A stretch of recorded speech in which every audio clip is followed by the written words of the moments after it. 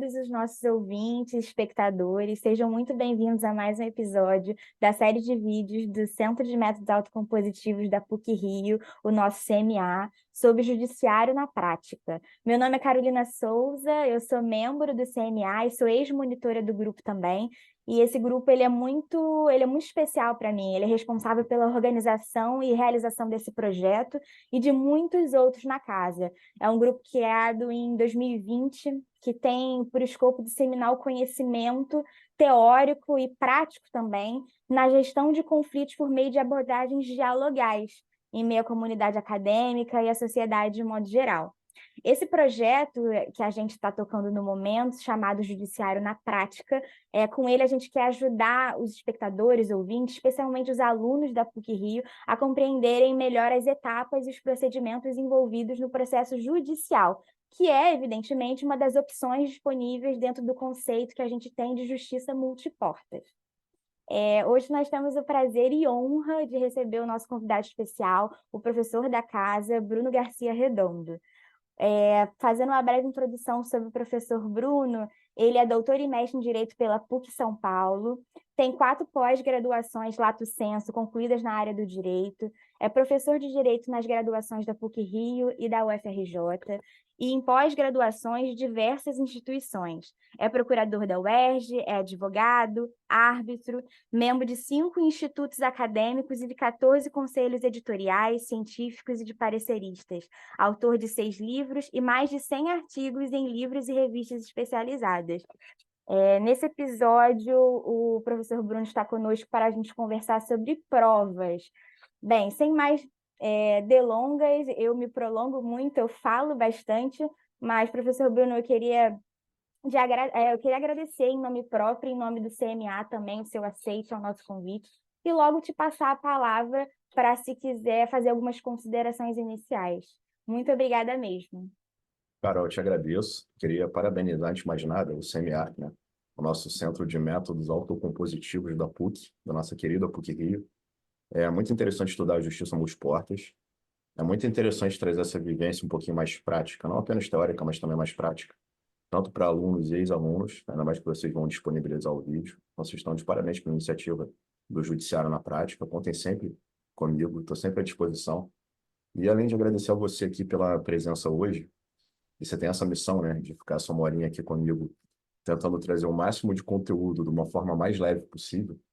Queria também deixar meu agradecimento aos professores que integram o CMA, especialmente a professora Samantha Pelágio, a Mia Schneider, Ana Paula Santoro, Fernando Pradal e o Caio Machado, tá? E todos os demais colegas que, junto com você, conseguem ajudar a sustentar o CMA.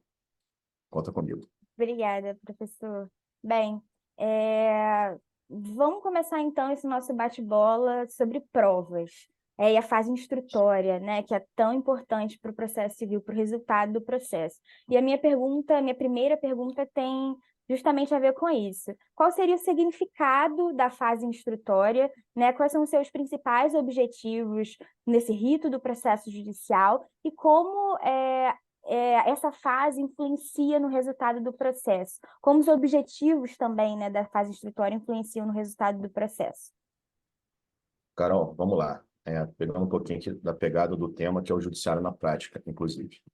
Provas é muito importante porque talvez seja o tema processual que mais tem a ver com convencimento.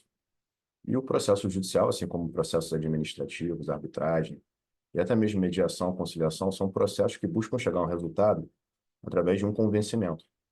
Às vezes o convencimento das próprias partes, por exemplo, na autocomposição, ou na chamada heterocomposição, aqui o convencimento, principalmente do juiz, que é quem vai dar a decisão final, tá?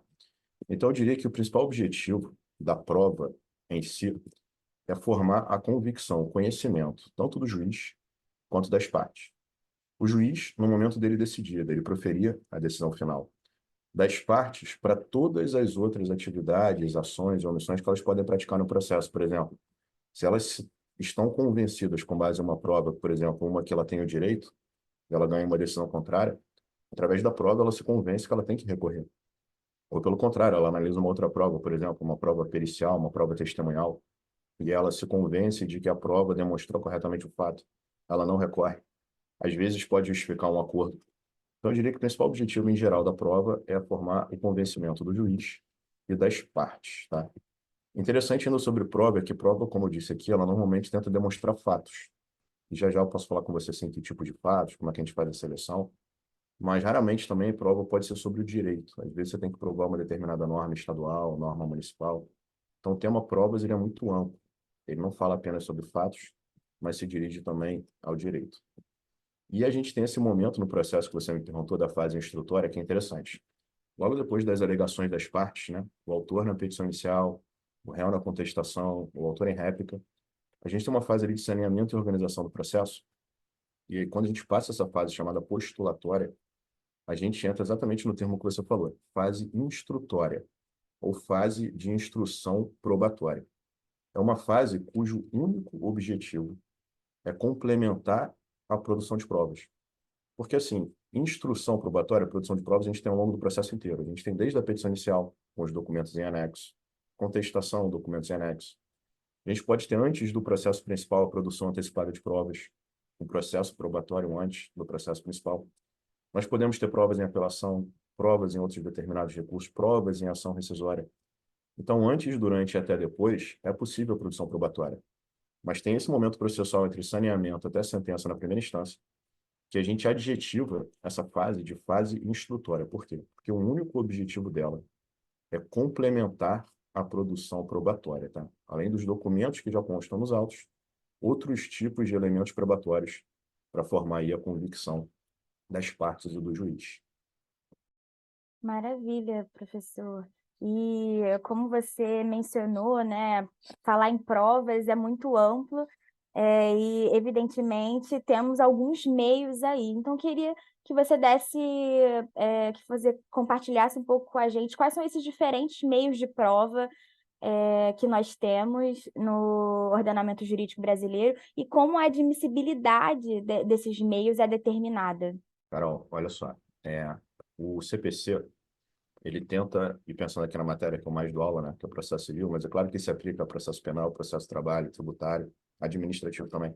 Uhum. Provas vêm no Código, mas provas, antes de tudo, vêm na Constituição. E a Constituição consagra um direito geral fundamental de provas, lá no artigo 5º e 55, em que ela fala que a todos, né, são assegurados contraditória e ampla defesa. E aí, quando você analisa a ampla defesa, dentro da ampla defesa está o direito probatório. Então, todos têm, em qualquer processo judicial administrativo, o direito de produzir prova. E veja que a Constituição não diz que tipos de provas. E, tecnicamente falando, os tipos são os meios de prova. Aí você desce da Constituição para a legislação, para a gente tentar entender quais são os meios de prova. É interessante que lá no CPC, falando em processo civil, o artigo 369 diz que cabem tanto as provas previstas no Código e na lei, quanto provas não tecnicamente previstas na legislação, mas que não contrariem a ordem pública, enfim, o Estado Democrático de Direito, o nosso modelo constitucional. E aí, quando o CPC traz essa autorização, tanto das provas previstas em lei, quanto outras que não cheguem a ser ilegais, a gente chama de provas típicas e atípicas. Tá? Típicas, aquelas previstas no Código. Eu vou dar alguns exemplos aqui. Nós temos, por exemplo, lá, quando você pega na parte de provas do Código, ele fala de depoimento pessoal, que é a parte, autor e réu prestando depoimento em juízo. Nós temos prova documental. Aí, dentro da produção de documentos, nós temos lá falsidade documental, exibição de documento, alguns incidentes. Depois o CPC vai para a prova testemunhal. Terceiros que têm conhecimento dos fatos, prestando depoimento em juízo.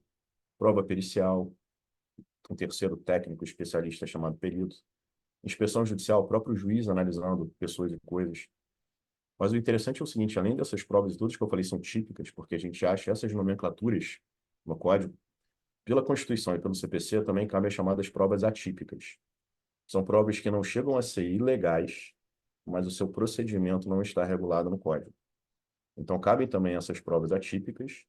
E quando você estuda provas atípicas, o curioso e o legal é o seguinte, hoje em dia está muito em moda a gente falar da flexibilização do procedimento pelo juiz e dos negócios jurídicos processuais pelas partes. Então, tanto o juiz, tanto partes, preenchidos os necessários requisitos, podem alterar o procedimento legal. E aí entra essa relação direta com a prova atípica.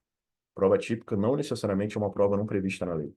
Prova atípica pode ser o procedimento previsto na lei feito de forma diferente.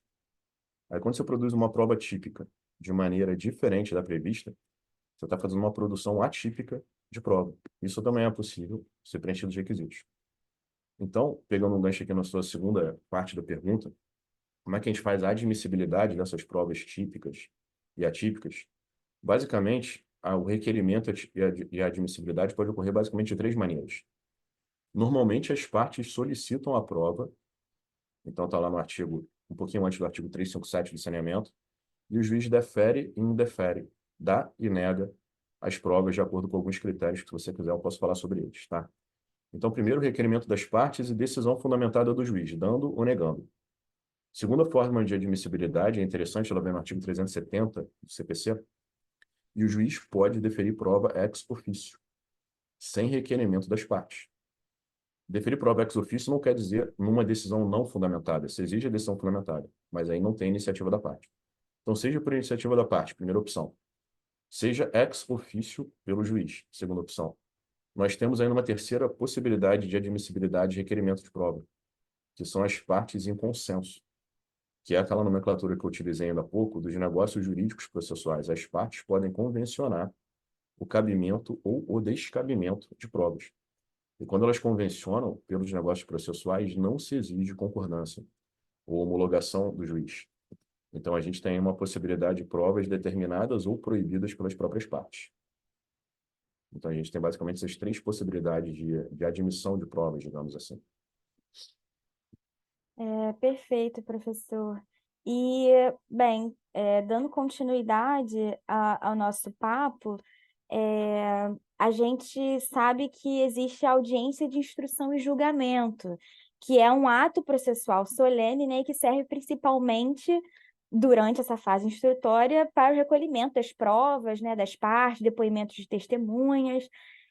Mas eu queria tentar entender com você qual seria o propósito dessa audiência, né? Assim, para que ela está ali inserida no meio dessa fase instrutória? Qual a relevância dela?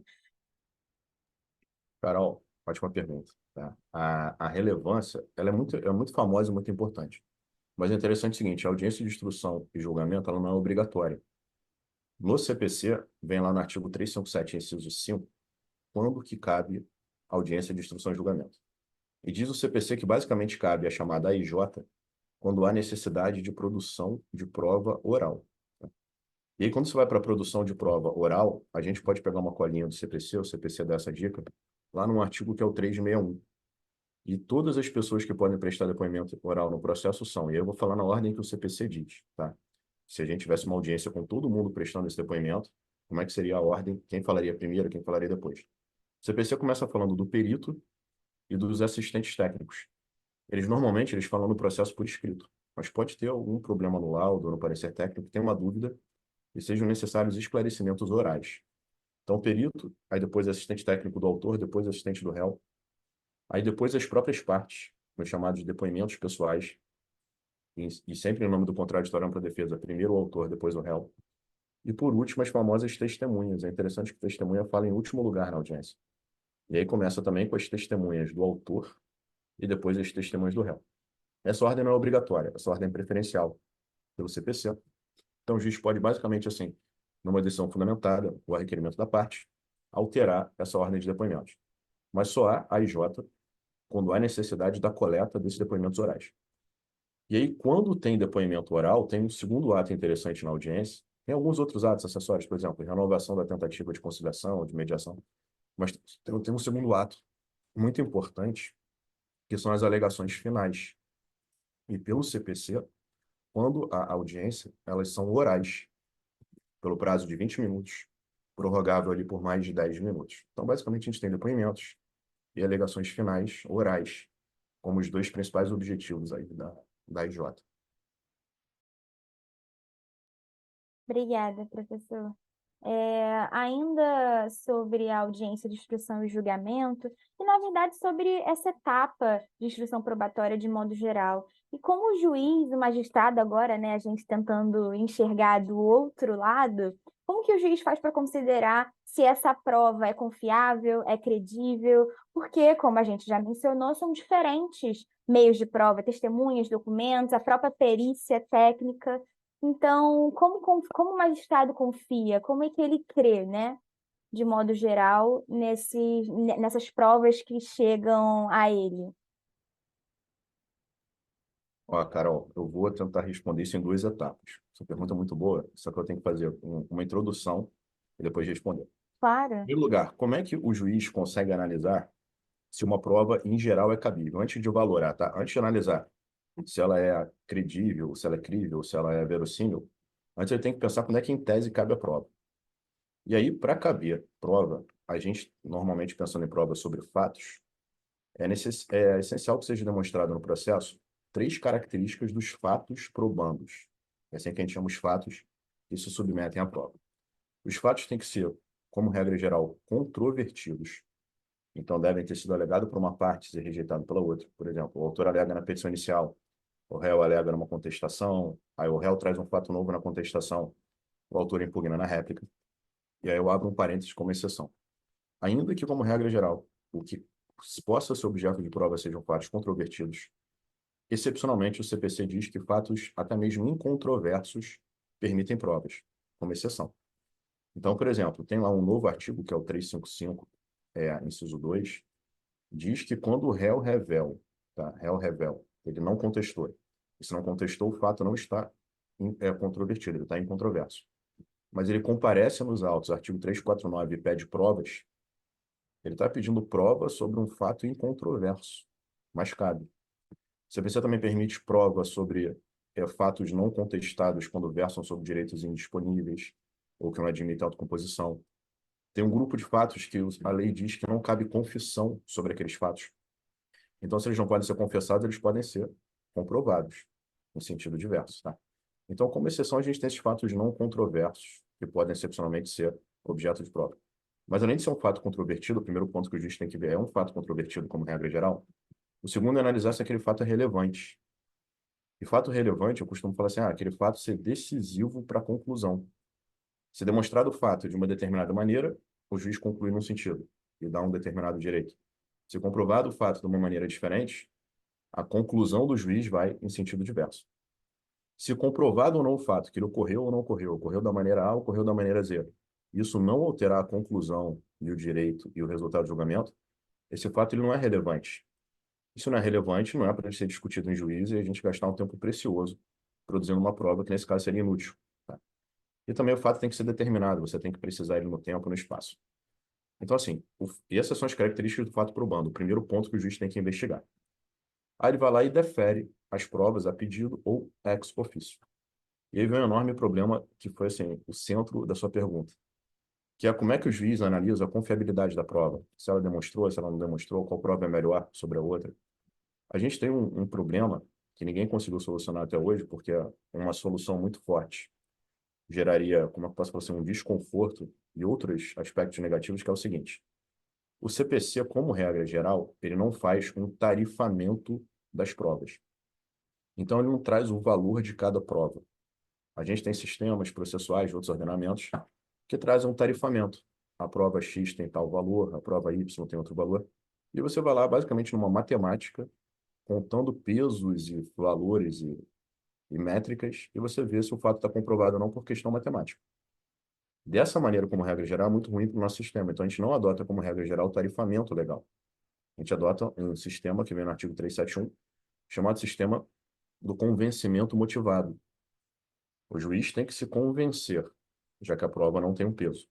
Ele ouve lá a primeira testemunha, ouve a segunda, ele se convence qual respondeu melhor, qual que tem mais conhecimento dos fatos. Você tem um laudo pericial e um parecer de um assistente técnico, o juiz tenta se convencer, tenta ver onde está o erro, tenta analisar a alegação de um lado e de outro. Então, assim, a gente tem um sistema do convencimento motivado. Ele não é livre, mas o juiz tem uma margem de liberdade de falar que uma prova lhe convenceu mais do que a outra. Qual é a grande questão? O 371 traz dois requisitos para tentar minimamente direcionar esse entendimento do juiz sobre o valor probatório. 371 tenta alguns passos, ele não consegue concluir todos, mas ele fala assim, em primeiro lugar, o juiz só pode analisar provas dos autos. Então, o juiz só pode mencionar e comparar prova que esteja no processo com uma prova que também esteja no processo. Não pode ser um telefonema à noite, algo que ele imaginou, algo que ele viu fora. E o segundo requisito para qualquer decisão judicial, principalmente para essa, é a decisão fundamentada. Quando o juiz for explicar por que que ele privilegia o depoimento da testemunha 1 em vez da testemunha 2, ou por que que ele se convence do documento do autor e não do laudo pericial, por que que ele acolhe o parecer técnico do assistente técnico do réu e não do autor, ele tem que explicar qual seria o erro ou qual seria o grau de confiabilidade de uma prova em relação a outra. Só que ele faz isso numa decisão fundamentada. Então, é, de certo modo, subjetivo, já que a gente não tem valores objetivos. E aí a doutrina fica hoje em dia debatendo, falando assim, poxa, isso ainda está muito solto. Não vamos chegar num ponto de um tarifamento legal que ingesse totalmente, só que são necessários minimamente a gente conseguir vislumbrar alguns que a doutrina hoje em dia tem chamado de estándares probatórios. Você ter tipo uns mínimos e uns máximos, umas premissas, umas orientações que pudesse trazer um grau mínimo, um pouquinho maior de objetividade nessa análise que, apesar de subjetiva, ela não pode chegar a ser arbitrária, tá? Sim, a gente consegue contar quase nos dedos os artigos do CPC e da Lei Federal que trazem esse tarifamento. Eu vou dar só dois exemplos para encerrar esse tema. Primeiro, raramente o CPC diz que uma prova prevalece muito sobre a outra ou ela é decisiva. E aí, para pegar um tema novo aqui que é interessante, tutela da evidência. Tutela provisória da evidência, novo inciso 3 do novo artigo 311. Diz lá que quando você tiver uma prova documental adequada de contrato de depósito, ou seja, você tem um documento revelando o contrato de depósito, obrigatoriamente o autor ganha a tutela da evidência. Quando o CPC fala que se você tiver um determinado documento, obrigatoriamente você ganha, ele está basicamente falando que o valor probatório desse documento é 100. Ele prevalece sobre testemunha, prevalece sobre qualquer outra coisa. A gente tem numa lei lá de aposentadoria, que é uma lei 8.213 de 91, uma lei famosa, que fala que quando você vai se aposentar, o tempo de serviço, você vai se aposentar por tempo de serviço, não pode ser demonstrado exclusivamente por prova testemunhal. Então, comprovar tempo de serviço só com testemunhas, a lei está dizendo, é quase como se o valor fosse zero. Então, assim, excepcionalmente a lei diz, essa não vale, o valor é zero. Ou então, essa vale 100%, o valor é máximo, nenhuma outra a derruba. Mas isso é exceção. Como regra geral, o juiz vai ter que, basicamente, numa decisão muito bem fundamentada, dizer por que que uma prova ali convenceu mais do que a outra. Obrigada pela explicação, professor, foi bem claro.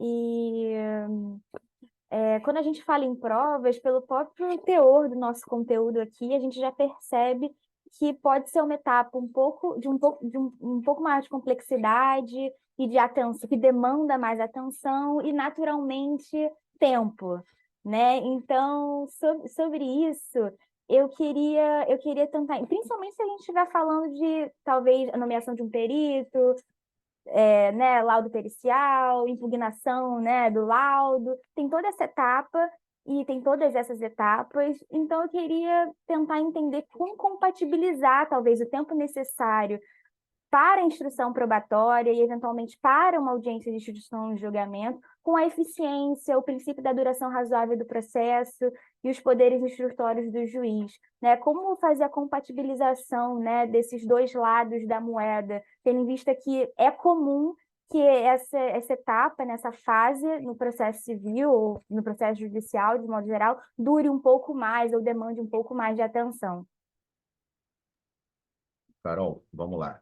Eu vou tentar, assim, dar um resumo do resumo e aí a gente melhora. Te diria o seguinte, a prova é sempre necessária e aí dure o tempo que durar, tá? Pode ser um dia, um ato processual ou literalmente vários atos e vários anos. Sempre vai ser cabível e necessária a prova quando a gente estiver, resumindo, um fato relevante e um meio de prova adequado ou idôneo para demonstrar aquele fato. Então, esse é o corte e é o nosso critério. Aí vamos elaborar um pouquinho mais essa resposta. Como eu disse, prova é um direito constitucional, artigo 555 da Constituição, e um direito legal das partes, 369. Aí você me perguntaria, Bruno, então, em todos os processos vamos ter todos os meios típicos e atípicos de provas? É claro que não. Você tem um direito, mas ele não pode ser exercido de modo abusivo. E o juiz faz esse controle naquela decisão fundamentada lá do artigo 370, em que ele defere ou indefere as provas. E o 370 vai dizer, resumindo, Quando a prova for adequada, idônea e o fato for relevante, é obrigatório deferir a prova, a produção probatória. Só que quando for irrelevante, meramente protelatório, o juiz é obrigado a indeferir, a negar. Então, basicamente, o juiz tem que analisar, eu costumo falar assim, se o fato é relevante, relembrando aquele fato decisivo, se comprovado de uma maneira leva à conclusão no sentido, ou se demonstrado de forma diferente altera o resultado do julgamento. E aqui também é interessante, ainda que o fato seja relevante, não necessariamente cabe em todas as provas. É necessário que o meio de prova seja idôneo, adequado, para demonstrar aquele tipo de fato. Exemplo, é um fato que ocorreu por escrito, no documento, sem testemunhas. Não adianta chamar uma pessoa para prestar um depoimento como testemunha de um fato que ela não viu. A prova testemunhal, nesse meu exemplo, de um fato que não foi presenciado por ninguém, a prova testemunhal é uma prova inidônea, descabida, inadequada para esse exemplo. Outro exemplo, perícia. Perícia é maravilhosa, é relevante, às vezes é fundamental, mas não para qualquer caso. Se for uma hipótese de um fato que ocorreu que dependa, por exemplo, da visão ou da audição, e não seja uma matéria técnica, o correto é testemunha, e não perícia. Então, a perícia, nesse caso, seria totalmente descabida, inidônea, inábil para demonstrar um fato que dependeu de visão e audição não técnico do perito que não estava lá. Então, não tem menor cabimento, necessidade dele ser nomeado como perito. Então, assim, dependendo do tipo de fato, muitos fatos decisivos, determinantes, e vários meios de prova sendo hábeis a demonstrar aquele tipo de fato, a gente vai ter uma fase instrutória mais ampla, mais demorada, com maior número de provas sendo produzidas. Só que se a gente tem fatos que não são determinantes, decisivos, ou que, por alguma obra do destino, o sujeito não tem um meio de prova adequado, aquilo fica sem produção probatória e fica o ônus da prova com a parte. É interessante que o STJ, quando ele analisa isso, e é por isso que a decisão precisa ser muito bem fundamentada do juiz, ele fala o seguinte, olha, ainda que esteja na Constituição o direito probatório, é tão certo deferir prova em algumas hipóteses quanto negar provas em outras. Isso, por si só, negar provas não é cerceamento de defesa. Quando você pesquisa jurisprudência no site do STJ, tem lá cerceamento de defesa. Por si só, o juiz negar prova não é cerceamento de defesa. Está correto quando eu falei, quando o fato não é relevante ou quando o meio de prova não é adequado. Em outros julgados, o STJ fala, porém, o juiz age erradamente, cerceando o direito constitucional de defesa quando ele nega uma prova idônea e adequada. Tá? Então, assim, ainda que você tenha que pensar na eficiência e na duração razoável, você tem que analisar o tipo de fato e se ele é adequado ou não. Aí, quando o juiz conjuga esses quatro complexos fatores, eu esbarrei no mudo aqui, ele consegue fazer um mínimo denominador comum ali para você ter uma fase de instrução probatória e ainda sempre lembrar da eficiência da duração razoável. Mas é difícil. E depende sempre de uma decisão super bem fundamentada para a gente conseguir fazer um controle se foi correto ou errado esse deferimento ou negativo de provas. Sem dúvida é um desafio, mas ficou bem claro com a sua exposição como é importante essa tentativa de conciliação e adequação, né? Agora, abrindo um parênteses para um tópico que muito me interessa, que é o direito em perspectiva comparada, né? Trazendo um pouco do direito internacional, talvez que torna sempre mais rico o debate. Nós temos a audiência de instrução e julgamento, como a gente já acabou de conversar, mas nós temos também, quando a gente olha para outras jurisdições, outros tipos de audiências, ou audiências de maior ou menor semelhança. Então, eu queria saber um pouco de você especificamente sobre quais seriam as diferenças fundamentais entre a audiência que a gente vê, né, hoje no processo judicial brasileiro para outras audiências em outros sistemas jurídicos, né, especialmente o Discovery nos Estados Unidos, que acaba sendo uma jurisdição que a gente acaba tendo um pouco mais de contato, os precedentes chegam um pouco com mais facilidade até nós. Como que funciona assim? Quais são as maiores diferenças entre os dois? Carol, a gente tem vários sistemas e famílias do direito, tá? Não é só no aspecto probatório, é no aspecto de precedentes que elas se diferenciam. A gente, Brasil, um sistema que a gente fala que é integrante da família do chamado civil law, o direito civil. A gente tem outros que são do common law, o direito comum, normalmente Estados Unidos e direito norte-americano, inglês e alguns outros, normalmente identificados como do common law, por algumas peculiaridades gerais, um pouquinho sobre provas também. E o segundo aspecto é o seguinte: além de que você tem essa questão de famílias do direito, a gente tem, quando vem para processo, para direito processual, sistemas que são chamados adversariais, que são sistemas normalmente, não tem uma relação obrigatória, mas às vezes acontece, normalmente sistemas do common law, adversarial. É as partes e advogados como protagonistas da relação processual. O juiz não é que ele não seja, que ele seja mais imparcial, ele às vezes é mais passivo, e ele é mais chamado à responsabilidade no momento de decidir. E a gente tem modelos processuais como o do Código de 73 e 39, os dois códigos de processo civil anteriores, aquele sistema que falavam que era o sistema inquisitivo, né? De cima para baixo, o poder do Estado contra a vontade das partes, o juiz como o principal sujeito da relação processual. Então, o juiz tinha grandes poderes instrutórios, etc. Vem o CPC de 2015 e consagra o princípio da cooperação no artigo 6º.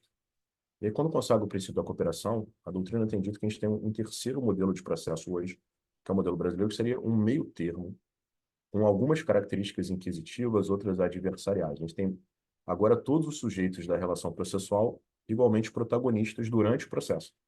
Claro que no momento da decisão prevalece a decisão do juiz, porque é um ato estatal, jurisdição estatal, etc. Ainda que contra a vontade das partes, porque a gente está no modelo de heterocomposição. Só que, ao longo do procedimento, a vontade das partes dos advogados é igualmente relevante. E essa pergunta é ótima, porque, com base nesse modelo, a gente passa a ter um pouquinho mais de elementos lá utilizados em direito estrangeiro, normalmente norte-americano e inglês. Lá, a atividade probatória, ela ocorre, do ponto de vista cronológico, um pouco antes do que o modelo brasileiro.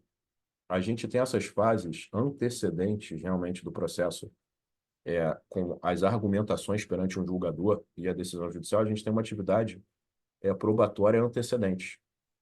Aí veio o novo CPC, falou um pouquinho de produção antecipada de prova, negócios processuais, e a gente tenta antecipar um pouquinho o momento e deixar ele um pouco mais também na mão das partes dos advogados, não apenas na mão do juiz. O discovery, resumindo muito lá do direito norte-americano, a gente tem uma atividade maior dos advogados das partes, em trocas de documentos, reduzir a escrito depoimentos, ouvir. E aí, quando o case está todo montado, todas as provas produzidas, orais, documentais, exibições, etc., é levado aquele bolo de provas e argumentos e teses para finalmente serem julgados. Não é o modelo que acontece no Brasil. Só que, de novo, como a gente hoje em dia está num sistema de meio termo e se defende que o juiz pode não necessariamente seguir o CPC ipsis literis, ele pode promover a chamada adequação do procedimento. Ele pode fazer uma decisão fundamentada, preencher os requisitos, alterar um pouquinho o procedimento. E nós defendemos também negócios jurídicos processuais pelas partes. Nada impede, tem enunciados administrativos de hoje em dia, dizendo que as partes podem estabelecer pactos de discovery, de disclosure. Elas podem falar que o processo precisa estar minimamente maduro, obrigação de exibição da outra parte. Então, isso hoje em dia pode ser feito por vontade das partes, mas exige concordância, e numa decisão muito bem fundamentada, preenchido vários requisitos, por decisão judicial. A gente pode ter um pouquinho dessa inversão da atividade probatória mais voltada a partes e advogados e temporalmente num momento mais antecedente ao da postulação e da decisão. E lá tem um dispositivo interessante, né? O direito norte-americano é interessante porque o federalismo norte-americano, a gente tem leis nacionais, por exemplo, que regulam a justiça federal, e a gente tem leis processuais estaduais de cada estado, né? Então, a gente normalmente, quando vai falar de direito estrangeiro, você sabe isso que você estuda, a gente tenta normalmente pegar, às vezes, uma referência mais simples da lei federal, tá? Que é a chamada Federal Rules of Civil Procedure. Então, a gente tem lá as FRCPs. Aí, pegando essa lei da Justiça Federal norte-americana, tem um dispositivo ali interessante, que ele fala de um tipo de discovery para ser utilizado em processos estrangeiros.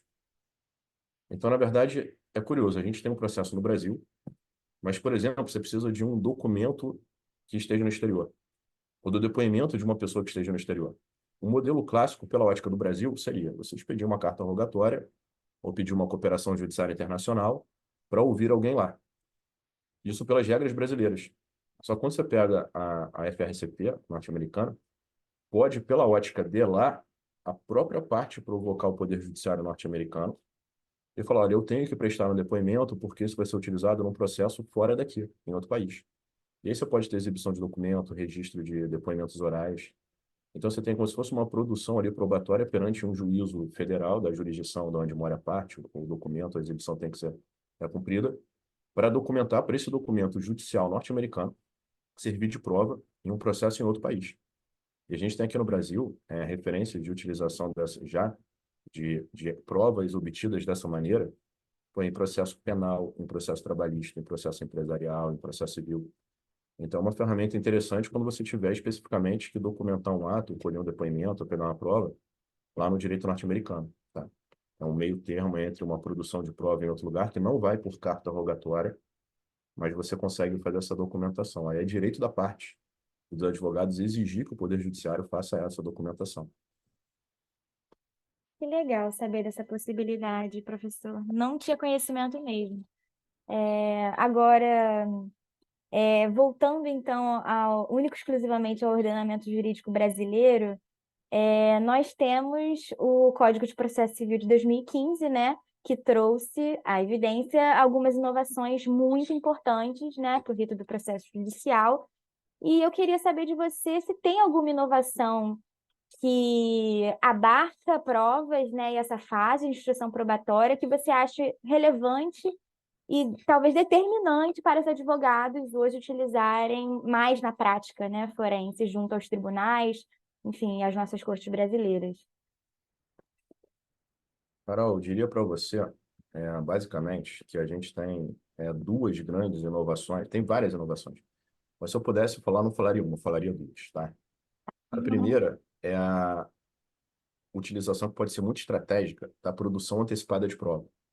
Isso faz um gancho um pouquinho que a gente falou do Discovery, então.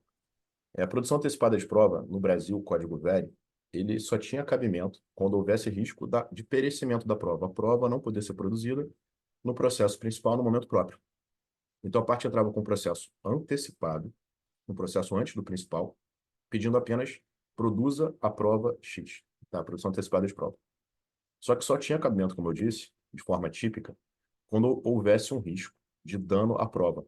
Exemplo, uma testemunha está com determinada questão de saúde e sofre um risco de morte.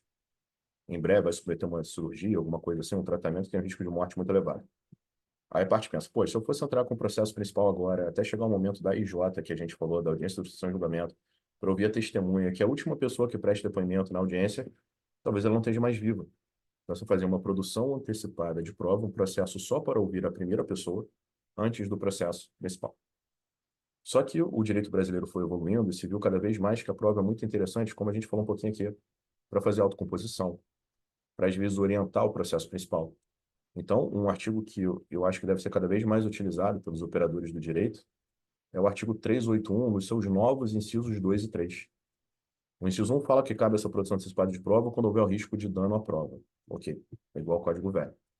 Mas vem lá o inciso 2 e o inciso 3 agora dizem assim, olha, você também pode entrar com o processo antes do principal para produzir uma prova judicial. E por que que é interessante a prova judicial? Porque ela está sujeita ao contraditório.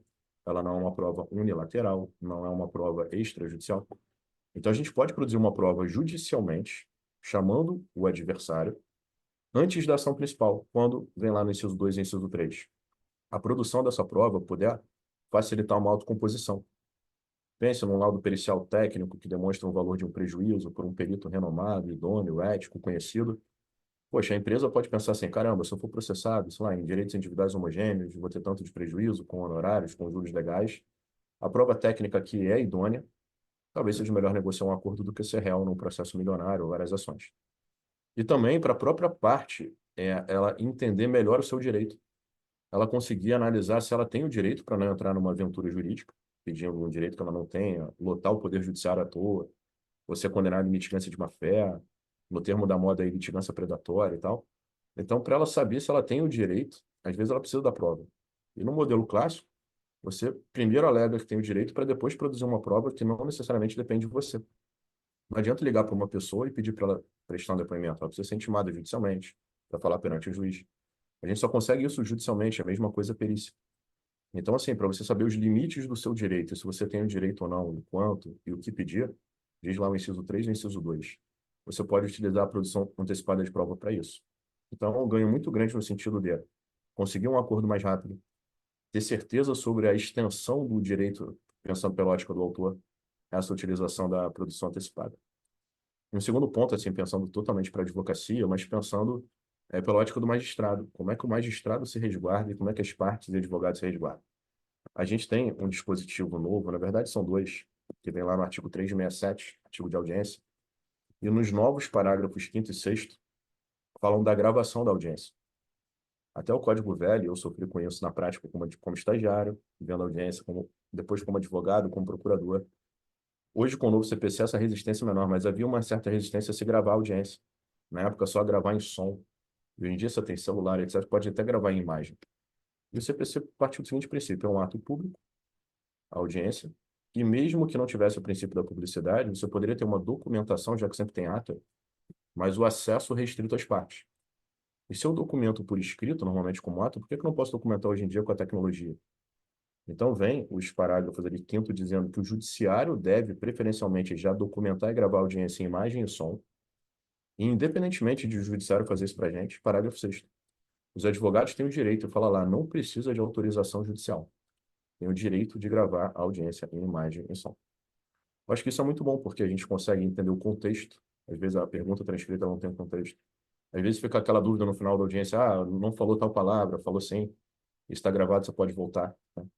É interessante, às vezes, um julgador de segunda instância que não fez audiência, um desembargador, um ministro até, eventualmente, ele não entendeu a dinâmica, ele poderia olhar o vídeo, né? E também por que que o advogado se resguarda, às vezes, para não ser erradamente considerado um desacato. O magistrado, às vezes, não ser erradamente acusado de abuso de autoridade. Então, você consegue ver esses incidentes todos através da gravação. Eu acho que respalda todo mundo, então são dois artigos interessantíssimos aí que podem ser mais utilizados. A gravação da audiência, que não é para acusar ninguém, pelo contrário, é para resguardar todo mundo, tá? Sim, com certeza. E a nossa conversa é muito boa, tá super interessante, a gente está aprendendo muito, eu particularmente estou aprendendo muito, mas a gente já está chegando nos momentos finais, né? Então, para encerrar com chave de ouro essa nossa conversa, eu queria que você, se puder, né, se conseguir, dar um top 5 de dicas essenciais para os advogados sobre o tema, sobre esse tema relevantíssimo que é provas. E se conseguir, porque top 5, né, tem que enxugar, porque é um tema muito rico, muito complexo, de muitas mazelas, enfim. Então, se puder compartilhar com a gente o top 5 ou mais, se quiser, fica à vontade, Bruno. Carol, vou tentar aqui resumir em 5 para seguir a risca. E se for o caso, a gente faz uma flexibilização aí da regra para falar mais um pouquinho. Olha, eu gosto muito do tema de provas. Dou aula na graduação, como você sabe, mas dou aula na pós-graduação da PUC sobre isso, além de outros temas e outras faculdades também. É um tema pelo qual sou apaixonado. Então, a gente costuma nessas, principalmente em aulas para advogado e pós-graduação, para quem já teve o primeiro contato com a matéria, a gente costuma dar umas dicas que são mais da prática de forense do que necessariamente da lei, tá? Então, como primeiro grande dica assim sobre direito probatório, a prática sobre direito probatório, eu diria que os advogados devem fazer aquela petição de requerimento de provas de uma forma muito clara e fundamentada. É muito comum a gente ver a advocacia fazendo requerimento de forma genérica. O juiz dá uma decisão lá em provas, e a parte fala, cara, prova testemunhal, pericial, não explica por quê, quando, onde. E lembra que a gente acabou de falar assim, olha, a prova é direito da parte, mas, poxa, ela tem que demonstrar que o fato é relevante, decisivo, e que aquele meio de prova é idôneo e adequado. Como é que o advogado consegue se resguardar? Porque ele tem que sempre pensar de trás para frente. Se o juiz indeferir a minha prova, e a prova fosse realmente decisiva, eu tenho que ter argumentos para recorrer, para anular a decisão, para complementar e produzir a prova. Aí, sendo de trás para frente, como é que você consegue comprovar e demonstrar que a decisão que indeferiu a prova está errada e por isso não deu o direito do seu cliente? Você chega até um momento da petição que você requereu a prova. Será que quando você foi pedir para o juiz, você explicou qual era o fato que você queria comprovar com aquele meio probatório? Então, em primeiro lugar, tem que identificar que tipo de fato probando. Qual é o fato? Esse. É um juros, é um valor, é um ato que aconteceu no dia X, etc. Segundo, esse fato, ele é relevante, ele é decisivo. Então, pontua qual é o fato, explica por que ele é relevante para a sua tese de ataque ou de defesa, seja autor, seja réu. E, além de ser relevante, demonstre que esse meio de prova que você está requerendo, ele é adequado. Então, fala assim, ó, esse fato é fato do processo, ele é decisivo, e tem que ser esse meio de prova, não poderia ser outro. Eu só tenho aqui, eu tenho que requerer em juízo.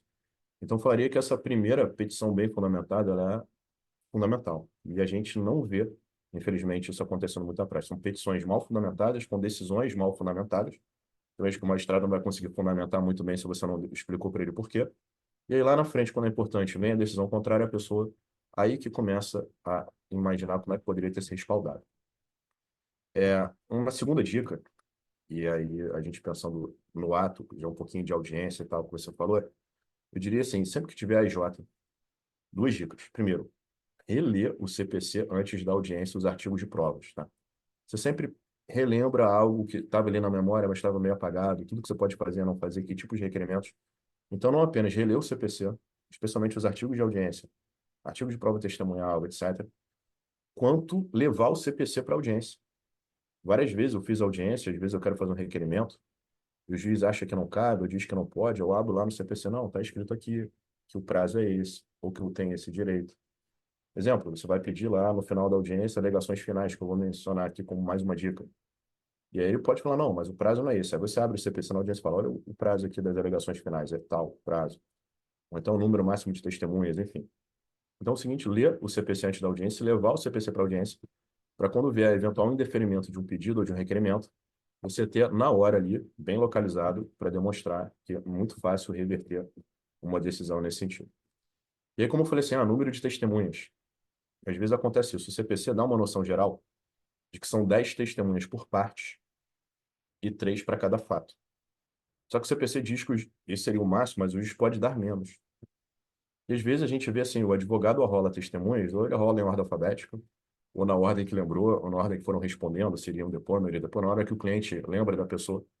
Só que não tem uma ordem estratégica. E são 10 no máximo por parte, 3 no máximo para cada fato controvertido, mas o juiz pode limitar. Ou seja, se o juiz chegar a deferir testemunha, você tem com certeza o direito a uma. Segundo em diante é uma dúvida. Então, quando for trazendo a petição rol de testemunhas, e principalmente quando começa a audiência, o juiz pergunta quem vai ser o primeiro a ser chamado, chama sempre a mais importante. Ou a que tem o conhecimento do fato mais importante, ou a que tem o conhecimento do maior número de fatos, que você consiga demonstrar tudo ali. Porque se chamar na ordem desimportante, você deixou a melhor, a mais decisiva para terceiro lugar, pode o depoimento da primeira demorar muito, da segunda o juiz falar, não, estou satisfeito, não quero mais ouvir. Pô, mas aí nenhuma das duas tinha lá, eu não sabia, não fiz a pergunta, que era do fato mais importante. Pô, rola na ordem e chama na ordem, pensando que se só tivesse direito a uma. E você bota a mais estratégica em primeiro lugar. Acho que foram três, né? Pensando aqui. Vamos lá. Quarta dica. Alegações finais, que eu falei para você do prazo. Quando tem prova oral, alegações finais normalmente vêm na audiência. Ela vem num prazo ali, estranhíssimo, que fala 20 minutos. Normalmente você pensa, sustentação oral em recursos é 15. Alegações finais orais em audiência é 20. Nunca vi na vida utilizar os 20 minutos. Ainda fala prorrogável por mais 10. Qual seria a dica aqui da estratégia? Seria você pegar o parágrafo que permite substituir a alegação final por memorial escrito. Por quê? Porque se você está na audiência, depois de ouvir todas aquelas pessoas, partes, peritos, assistentes técnicos, o depoimento pessoal, testemunha de autor, testemunha de réu, e você não está com os autos ali na cabeça, você vê o CPC, está com o processo, mas não está com as 3.000 páginas, é muito difícil, e todo mundo cansado, você destacar os pontos principais. E as alegações finais, ela tem um papel importantíssimo. Ela tem um papel importantíssimo de não ser um recorte e cola da petição inicial ou da contestação, tá? Fazer um recorte e cola Ctrl+C, Ctrl+V é um tiro no pé, é horrível, não faça. Alegações finais é para ser uma petição sobre o que você não alegou na inicial e na contestação. Na inicial e na contestação, você falou do direito dos documentos. O que que aconteceu depois dali? As chamadas provas casuais, as provas produzidas no processo. Depoimento pessoal, depoimento de testemunha e perícia. Então, as alegações finais são sua petição principal para destacar a fase probatória. E se você consegue ter, e aí diz o CPC, 15 dias sucessivos para isso, é muito melhor utilizar os 15 dias sucessivos, primeiro autor, depois réu, para reler o laudo pericial. Aí você usa lá o visual law, faz uma petição toda bonitinha, faz um recorte e cola da resposta mais importante do perito, do trecho mais essencial da testemunha, faz comparação de versão, a testemunha do autor divergindo da do réu. Isso dá para fazer por escrito, mas oralmente é quase impossível, uma missão impossível. Então, se possível, requeira a substituição das alegações finais orais por escrito e não faça um Ctrl+C, Ctrl+V da petição inicial e da contestação. Fala das provas, que é o que aconteceu depois dessas petições. E aí, basicamente, como última dica, como quinta, e é um tema que eu sou fã, são os negócios jurídicos processuais. Às vezes, ainda que autor e réu divirjam sobre o mérito e os clientes não queiram chegar a um acordo sobre direito material, ambos os advogados de autor e réu podem ter como estratégia concordar sobre o meio de prova cabível. Por exemplo, os dois acharem que testemunho é fundamental. Ainda que seja para a testemunha do autor falar completamente o contrário da testemunha do réu, mas os dois concordam que testemunho é fundamental.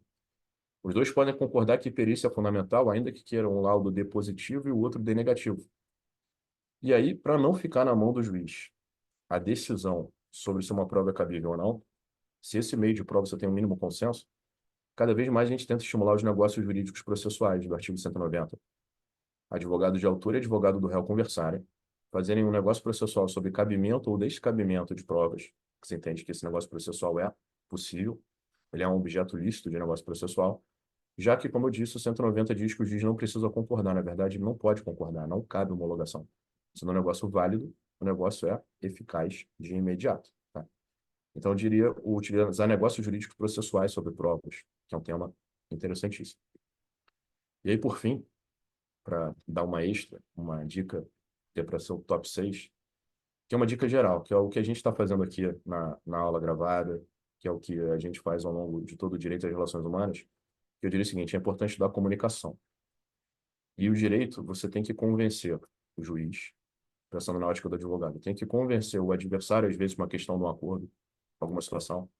Se você for, o juiz não deferir os memoriais escritos, você tem que fazer os memoriais orais. Você tem que justificar para o juiz por que uma pergunta que ele está indeferindo deveria ter sido deferida assim, por que é importante ouvir uma testemunha a mais, ainda que esteja cansado. Então, o procedimento, especialmente probatório, ele tem uma atividade de persuasão e convencimento muito forte. Seja para justificar sua tese, para demonstrar a tese errada do adversário, você tem vários convencimentos ali. Então, é muito importante estudar comunicação, ainda mais porque a IJ é um ato oral.